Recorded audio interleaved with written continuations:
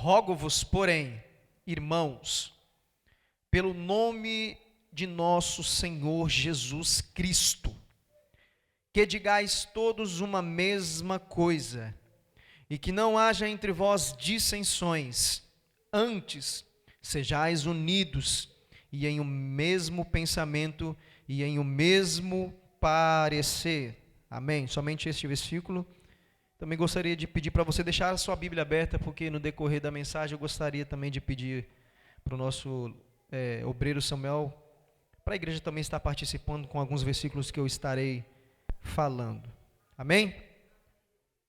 Bom, o tema que nós iremos estudar é o poder da comunhão e da unidade. E eu fiquei muito feliz em poder estar ministrando esta palavra sobre comunhão e unidade, porque com certeza nós estamos numa igreja que tem esses dois princípios, comunhão e unidade. Amém? Nós pertencemos a uma igreja que somos unidos e temos comunhão uns com os outros. Na passagem que nós lemos agora neste relato, quando nós lemos a primeira carta aos Coríntios que Paulo escreveu, Paulo ele se preocupa com a igreja de Coríntio, na verdade, porque a igreja de Coríntio estava passando um momento muito difícil, um momento muito complicado, que era o quê? Divisão. E Paulo, ao saber dessa divisão, ele se preocupa, mesmo preso, ele se preocupa a escrever esta carta para voltar novamente os irmãos a serem unidos. E a igreja estava passando por divisão, por quê? Porque uns queriam ser liderados por Paulo, outros queriam ser liderados por Apolo, outros queriam ser liderados por Cefas, Pedro, e tinha outros que não queriam ser liderados por ninguém. Eles falavam assim: não, a gente só quer ser liderado por Jesus Cristo. Então nesta igreja tinha 4 grupos de divisões. E Paulo ele se preocupa e ele fala: eu não posso deixar os meus irmãos, a igreja de Cristo, a noiva do Cordeiro, estar em desunião. Eu preciso escrever esta carta de encorajamento, uma carta de correção, para que eles possam voltar à unidade da igreja. E se nós formos reparar, nos primeiros versículos, Paulo ele se apresenta como apóstolo. E eu acredito que ele poderia muito bem escrever esta carta intimando os irmãos, falando: olha, vocês estão fazendo divisões dentro da igreja. Paulo poderia escrever essa carta com braveza, digamos assim, mas Paulo ele resolve escrever essa carta como uma correção, na qual também nós devemos aprender. E lendo este versículo, esta passagem, nós podemos entender que nas nossas vidas nós temos lutas diárias. Na nossa vida nós temos batalhas todos os dias, em que nós acordamos para o trabalho, em que você que vai para a escola, em que você que vai trabalhar, para qualquer lado que você vai, você tem batalhas a serem vencidas. Tem um ditado que diz matando um leão por dia. E nestas batalhas, se nós estivermos sozinhos, nós não iremos vencer. Eu não sei se você já parou para pensar, mas você imagina se um soldado, ele resolve pegar o seu armadura, pegar as suas armas e decidir ir para a guerra sozinho. O que será que vai acontecer com esse soldado? Esse soldado ele fala assim: não, eu vou para a guerra sozinho. Alguém fala: não, mas tem muitos. Ele falou: não, mas eu vou sozinho. Humanamente falando, nós podemos dizer que esse soldado vai morrer, porque ele vai enfrentar algo que é mais poderoso do que ele. Na nossa vida como cristão é a mesma coisa. Quando nós decidimos levantar para fazer algo sozinho, quando nós decidimos enfrentar uma batalha sozinhos, nós podemos prevalecer. Claro que tem batalhas que têm que ser vencidas por nós mesmos, mas como nós estamos falando de unidade, eu quero incluir a igreja de Cristo. E eu também quero pedir que alguém abra a Bíblia em Eclesiastes capítulo 9 e leia os versículos do 9 ao 12. Nosso cooperador Samuel está ali com o microfone. Quem encontrar pode se levantar e ler. Eclesiastes capítulo 4, versículo do 9 ao 12. Quem encontrar primeiro, porque temos muitas versões, então é bom nós lermos em várias versões para entendermos melhor a palavra. Amém, pastora Norma?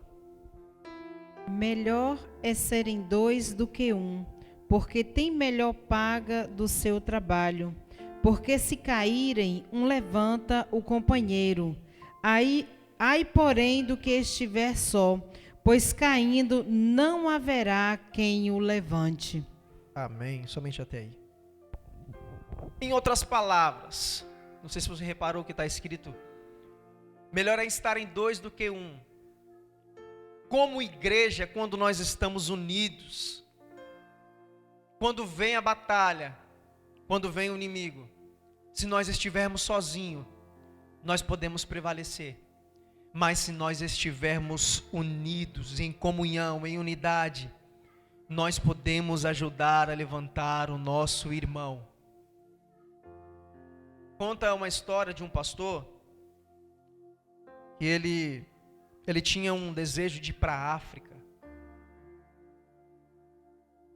E uma vez esse sonho foi realizado e ele foi então para a África, que ele tinha muito desejo de conhecer as belezas naturais da África, os animais. Então esse pastor ele foi para a África, que ele também tinha muito desejo de conhecer o safari, um dos maiores safaris abertos do mundo. E para quem não sabe o que é o safari, é como se fosse um guia turístico, né, que passa pelas savanas, pelas florestas, pelos animais selvagens. É um passeio turístico, mais ou menos. E esse pastor, ele resolve ir. E ele contando na história que quando ele vai com mais 8 pessoas no jipe, ele estava ali andando no jipe e o guia mostrando para ele as coisas. Aqui estão os animais e essas coisas. Em determinada altura, o guia falou assim: não, agora vamos parar debaixo aqui da árvore. Vamos parar debaixo da árvore para descansar um pouco. Com o jipe. Porque, quem sabe, na África é muito calor. Meu irmão, e quando ele para o jipe, passado alguns minutos vem um leão. E de repente, aquele pessoal que estava no jipe começa a se desesperar. Aí o guia falou assim: ó, calma. Fica tranquilo. Enquanto nós estivermos aqui, nada vai acontecer. Meu irmão, foi dito e feito. O leão foi ali perto da roda, se espreguiçou, deitou um pouco e depois foi embora. E o pastor conta que as pessoas respiraram aliviado, falaram: ufa, graças a Deus foi embora. Graças a Deus ele não atacou a gente. Aí o guia falou assim: não, calma. Olha para cima da árvore para você ver o que tem lá. Quando eles olham para cima da árvore, tem um leopardo deitado num galho. E aquelas pessoas elas ficam apreensivas e o guia falou: não, calma. Vocês ficam tranquilos que não vai acontecer nada. Aí alguém pergunta assim: ô guia, por que é que o leão e o leopardo, eles não atacam a gente? Aí o guia falou assim: é muito simples. Porque enquanto nós estivermos unidos, ele não ataca. Enquanto nós estivermos em união aqui dentro do jipe, ele não ataca. Agora, experimenta pegar um sozinho e colocar o pé dele lá fora do jipe para você ver. Quem é que pega primeiro, se é o leão ou se é o leopardo? Você sabe por que o leão ou o leopardo não ataca? Porque o instinto feroz desse animal entende que ele está em desvantagem. Você já imaginou uma coisa dessa? Ele olha para o jipe, para as pessoas, ele entende que ele está em desvantagem. A mesma coisa acontece também na nossa vida espiritual. Quando o diabo, o nosso adversário, ele olha para nós e ele vê esse povo que está aqui na igreja, ele não entra, porque ele sabe que quem está aqui é maior do que ele. Mas tem outro problema. Você sabe como é que o leão ataca? O leão, ele ataca bandos de búfalos. E é uma coisa interessante, que se você for parar para ver um documentário, você vai se interessar. O leão, ele nunca entra no meio dos búfalos. E o animal preferido que ele come todo dia é búfalo. Mas ele nunca entra no meio do búfalo. Você já imaginou? Você sabe o que é que ele faz? Ele espera o bando de búfalos passar para a imigração.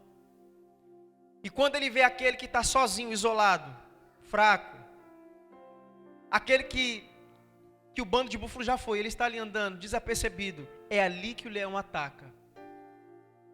Sabe por quê? Porque crente fora da igreja, crente isolado, é presa fácil para o inimigo. Por isso, meu irmão, às vezes nós vemos pessoas que não querem se misturar, pessoas que não querem se ajuntar com a unidade da igreja. Eu tenho uma notícia para você. Cuidado, que você pode ser presa fácil para o adversário. E a Bíblia diz que ele está ao nosso derredor, bramando como um leão, mas ele não é um leão, porque quem é o leão é somente nosso Jesus Cristo, que é o leão da tribo de Judá. E eu dividi este estudo em 4 tópicos. E este primeiro tópico, eu posso dizer que é: a unidade tem o poder de nos guardar. Você sabe por quê? Porque quando nós estamos unidos, quando nós estamos juntos no mesmo propósito, o inimigo não tem forças para enfrentar uma igreja firmada na oração e na palavra de Deus. Ele bate em retirada. Por isso, a unidade tem o poder de nos guardar.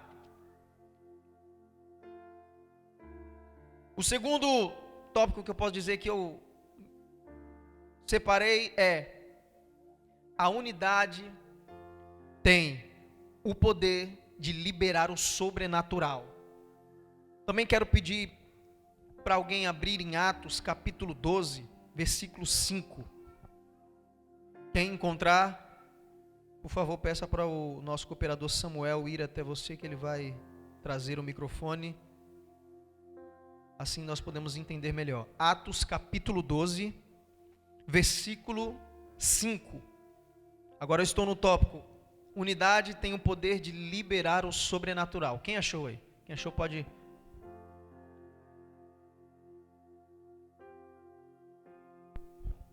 Doze, 5 diz assim: Pedro, pois, era guardado na prisão, mas a igreja fazia contínua oração por ele a Deus. Amém. Pode ler mais uma vez, presbítero Romeu? Pedro, pois, era guardado na prisão, mas a igreja fazia contínua oração por ele a Deus. Amém. A igreja fazia contínua oração a ele. Nesta passagem, neste relato, nós vemos que se levantou um rei Herodes, e esse rei agora estava perseguindo os cristãos. E ele estava ameaçando e matando todos. A Bíblia fala que ele já tinha matado Tiago que andava com Jesus, Pedro, Tiago e João, ao fio da espada. E agora Herodes capturou Pedro, um dos principais discípulos de Cristo, e prendeu. E naquela altura era a festa dos pães asmos. E por tradição, eles tinham a tradição de liberar um preso. Só que o que Herodes fez? Ele falou assim, não, eu não vou deixar Pedro preso aqui somente, porque senão o povo pode querer que este preso seja liberto, que é no caso Pedro. Herodes manda prender Pedro numa penitenciária de segurança máxima. Um batalhão de soldados para prender Pedro. E Pedro está preso sem possibilidade alguma de sair.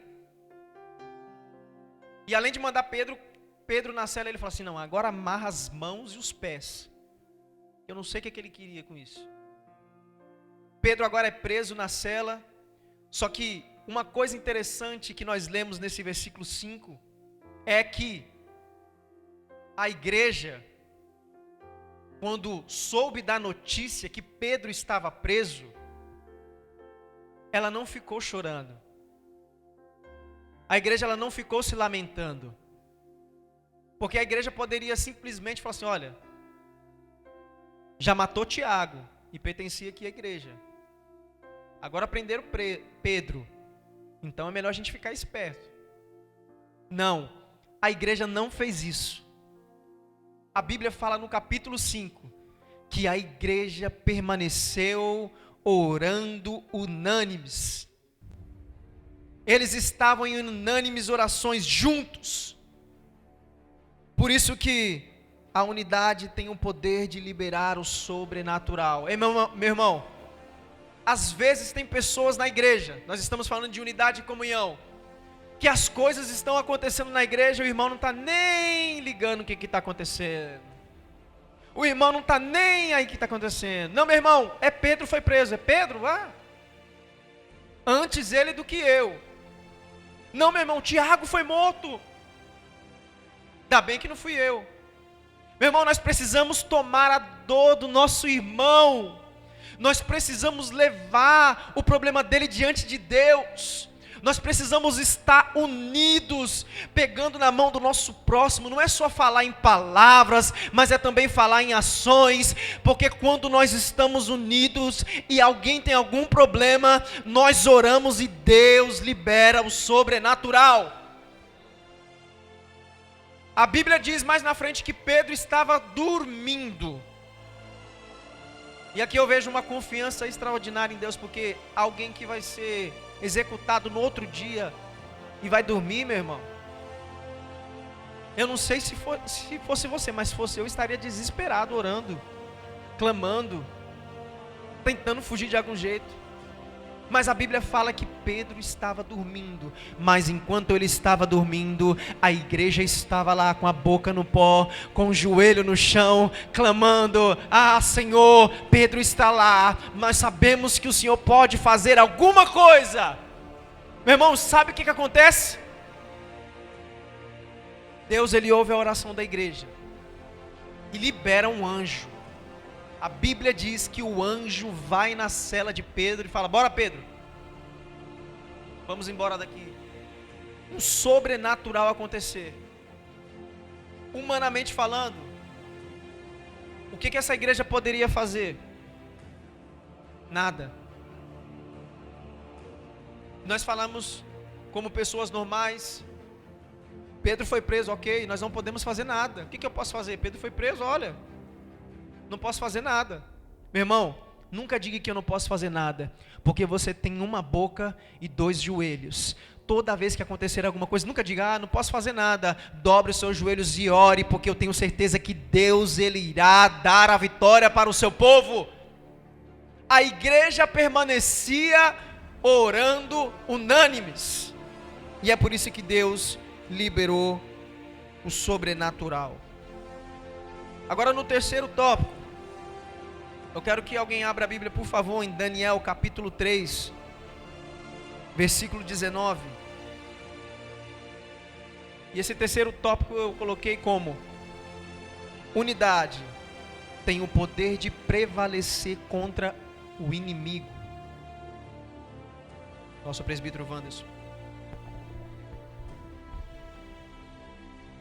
Daniel, capítulo de número 3, versículo de número 19, diz assim: E então Nabucodonosor se encheu-se de furor e se mudou-se aspecto do seu semblante como Sadraque, Mesaque e Abednego falou, e ordenou que a fornalha se aquecesse 7 vezes mais do que o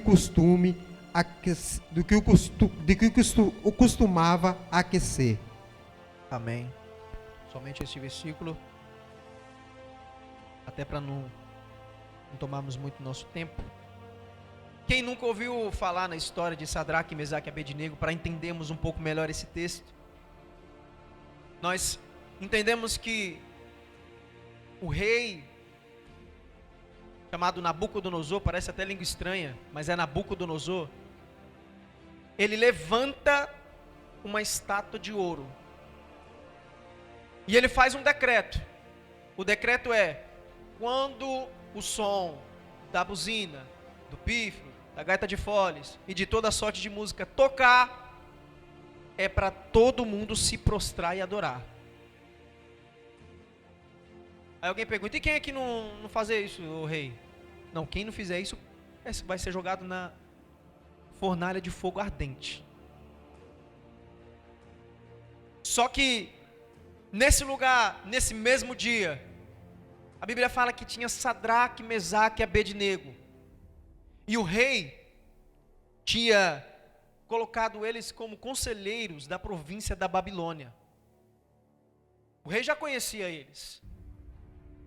Meu irmão, no dia e na hora, o som toca, o som da buzina, do pífaro, da gaita de foles e toda a sorte de música toca. A Bíblia diz que povos e de nações se prostraram. Povos e de nações. Não foram uma ou duas pessoas, foram povos e de nações se prostraram para adorar a estátua. Só que daí chega a notícia para o rei, fala: ó rei, tá tudo bem, aconteceu uma coisa aí que não era para acontecer. Aí o rei falou: não, então me fala o que não era para acontecer. Olha, o som tocou, a buzina e tudo. Só que teve 3 que não ajoelharam, não se prostraram. E foi esse versículo que nós lemos. A Bíblia fala que o rei ele se enche de furor e fala: não, manda chamar. E talvez eles não ouviram o que eu falei. Talvez eles falam outra língua, manda chamar.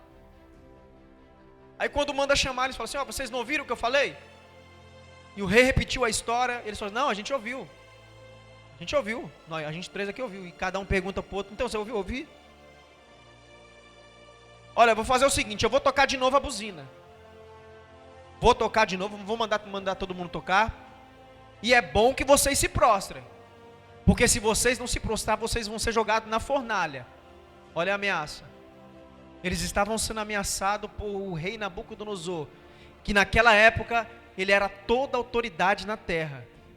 Ele não era qualquer pessoa. Só que daí Sadraque, Mesaque e Abednego, eles falam assim: não, rei, é o seguinte, a gente não se prostrou uma vez, não é agora que a gente vai se prostrar. A gente entendeu muito bem. Nós não iremos nos prostrar para essa estátua, nem para Deus nenhum. A gente só se prostra para Deus. Meu irmão, a Bíblia diz que o rei se encheu de furor. Porque você quer ver o inimigo contrariado? É quando você faz alguma coisa que é contra o mundo. Ah, mas não pode sair do conselho.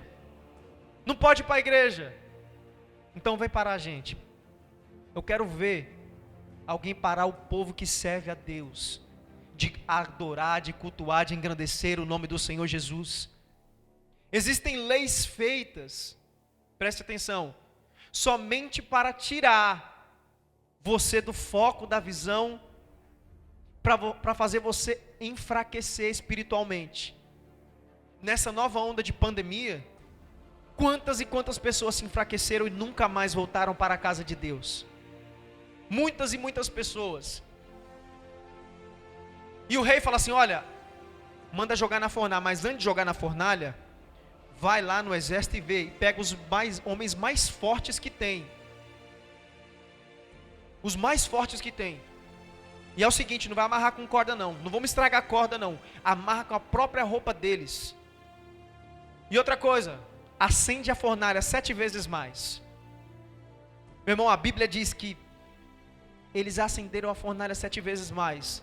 E quando aqueles homens, soldados, jogaram eles lá na fornalha, eles foram sugados pelo fogo. E foi aquela festa, todo mundo bateu palma e o rei foi de novo sentar. Só que daí aconteceu uma coisa que na ótica do rei não era para acontecer. Ele não sabia que Sadraque, Mesaque e Abednego, eles tinham unidade e comunhão, e que não obedeciam às ordens do inimigo, e que não se prostravam aos deuses pagãos. O rei olha lá para a fornalha, e ele fala, ué,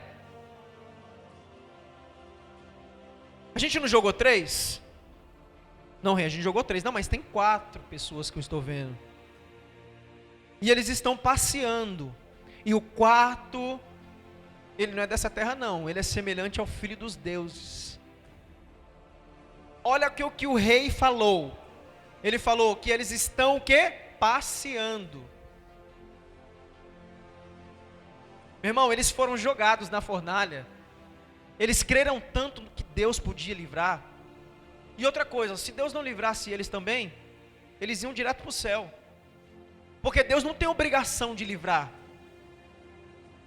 Mas pela fé, pela coragem, e diante a lei que foi imposta, eles falaram, não, pode jogar. Tanto é que eles falam, não, nosso rei, ele pode nos livrar. Deixou aí um parecer. E o rei fala, não, mas eles estão passeando. Isso me chamou a atenção, porque quem cai no fogo, não é para passear. É para pular. Mas eles estavam passeando. E o quarto homem estava lá na fornalha, que é o Senhor Jesus. Por isso a unidade tem o poder de prevalecer contra o inimigo. E meu irmão, não vamos nos dobrar para as leis diabólicas que o nosso atual século está passando. Nós temos que respeitar as leis, sim, mas quando ela não aflige a lei de Cristo, que esta lei é sobre todas as leis, e nós devemos respeitar a lei de Cristo. O quarto tópico que eu coloquei é: a unidade tem o poder de nos levar mais longe. E eu achei muito interessante que alguém já parou para pensar nas gaivotas? As gaivotas, elas têm uma coisa muito interessante. O que é? Quando elas vão imigrar, normalmente elas migram do norte para o sul, para procurar alimento, temperatura mais quente, enfim. Elas nunca voam sozinhas. Você nunca parou para pensar isso, né? E elas voam sempre em formato de V. Eu já vi. É uma coisa até assim assustadora. Você olha e fala, mas rapaz, como que ela voa certinho em forma de V? Como é que pode? E mais a fundo eu fui pesquisando, falei, mas deve ter alguma explicação. A gaivota que ela está na frente, digamos assim, que ela é o principal, que é a cabeça, ela vai voando e as outras vão seguindo a coordenada, e ela vai cortando o vento, de maneira que as que estão atrás não sintam tanto impacto do vento. Só quem está sentindo é aquela que está lá na frente. Mas uma coisa mais interessante ainda, sabe o que é? É que quando aquela gaivota está quase cansando, as de trás ficam gritando para ela. Você já viu uma coisa dessa? Fica gritando para ela, tipo assim, continua, você consegue, vai mais um pouco, vai mais adiante, está quase o caminho, está chegando, não para. Meu irmão, é assim que deve ser na nossa vida também como cristão. É assim que deve ser a unidade da igreja. É assim que deve permanecer o corpo de Cristo. Agora você já imaginou se a gaivota está lá cansada, quase quebrando a outra, fala, não, sai daí, que agora eu vou tomar a direção. Ia ser uma bagunça, não ia? Mas Deus, Ele não habita em bagunça, nem no reino animal.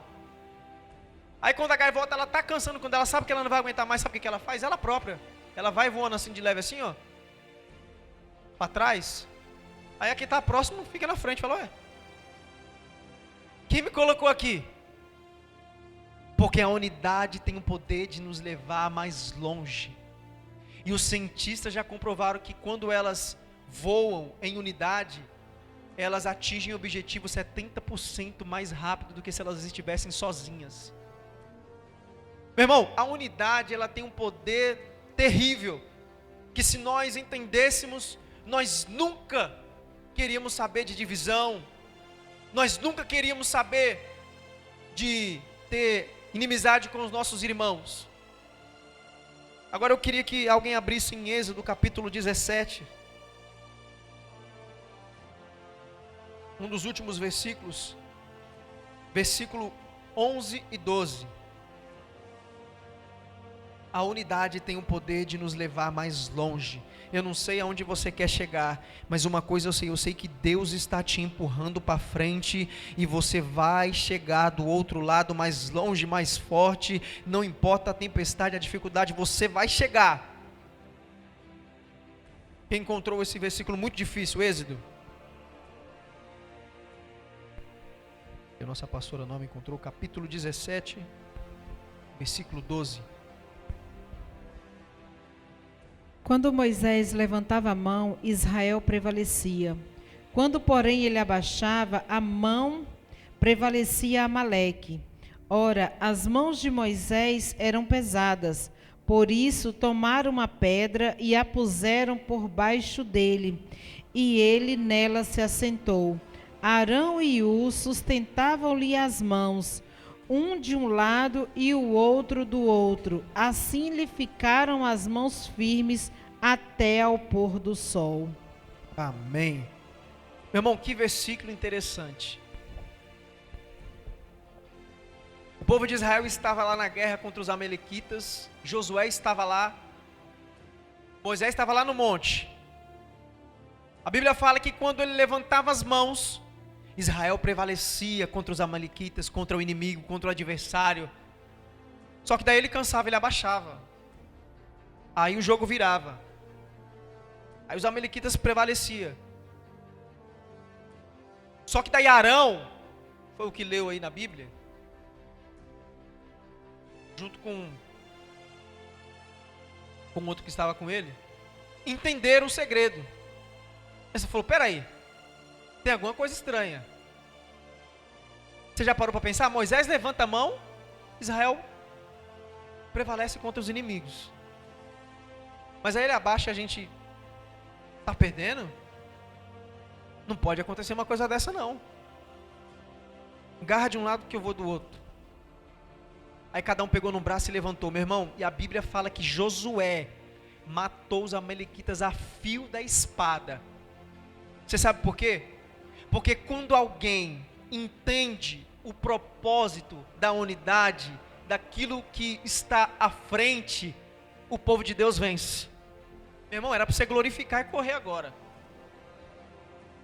Quando a igreja entende que o poder da unidade tem um objetivo, e quando nós entendemos isso, a igreja de Cristo prevalece e nós recebemos a vitória.